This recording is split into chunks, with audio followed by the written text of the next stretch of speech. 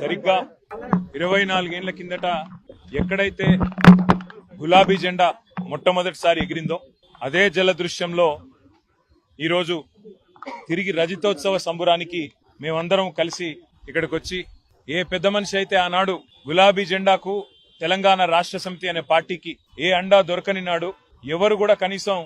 ఆశ్రయం ఇయ్యని నాడు నేనున్నానంటూ ముందుకు వచ్చి తన ఇంటిని ఆ రోజు మా పార్టీ ఆఫీస్కు ఇచ్చి వెన్నుదట్టి గుండె ధైర్యాన్నిచ్చి ముందుకు నడిపిన స్వర్గీయ ఆచార్య కొండా లక్ష్మణ్ బాపూజీ గారి జలదృశ్యంలో ఈరోజు మళ్ళీ వారికి నివాళులు అర్పించి కలుసుకోవడం గొప్పగా ఉంది, సంతోషంగా ఉంది.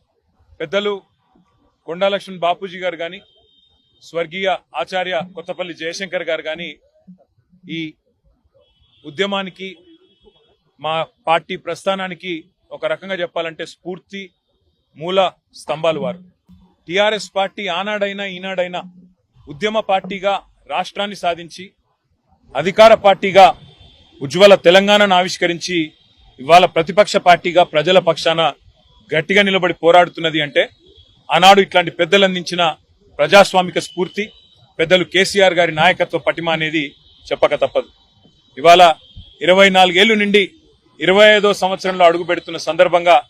స్వర్గీయ కొండా లక్ష్మణ్ బాపూజీ గారికి, స్వర్గీయ కొత్తపల్లి జయశంకర్ గారికి, వేలాదిగా తెలంగాణ రాష్ట్ర సాధన కోసం ప్రాణాలు అర్పించిన తెలంగాణ అమరవీరులందరికీ వినయపూర్వకంగా చేతులు జోడించి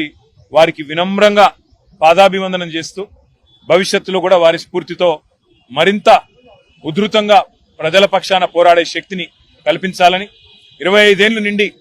మరొక 50 ఏళ్లకు బలమైన పునాది ఆ పెద్దల ఆశీస్సులతో తెలంగాణ ప్రజల పక్షాన కొట్లాడే అవకాశం మాకు రావాలని మనస్ఫూర్తిగా